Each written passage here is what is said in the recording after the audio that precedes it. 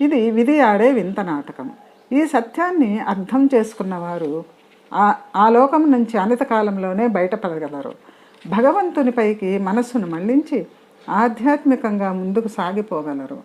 అంగీరస మహర్షి తదితరులు ఎంత ఊరడిస్తున్నా పుత్ర వ్యామోహంతో ఆ చిత్రకేతువు కొడుకు పోయాడన్న కఠిన సత్యాన్ని అంత త్వరగా జీర్ణించుకోలేకపోతున్నాడు. అప్పుడు నారద మహర్షి ప్రాణాలు విడిచిన కొడుకు ద్వారానే అతనికి పాఠం చెప్పించాలనుకున్నాడు. విష్ణునామ జపంతో కూడిన మంత్రజలాన్ని ఆ చిన్నారి పార్థివ దేహంపై చిలకరించాడు. వెంటనే ఆ బాలుడు నిద్రలోంచి లేచినట్లు లేచాడు.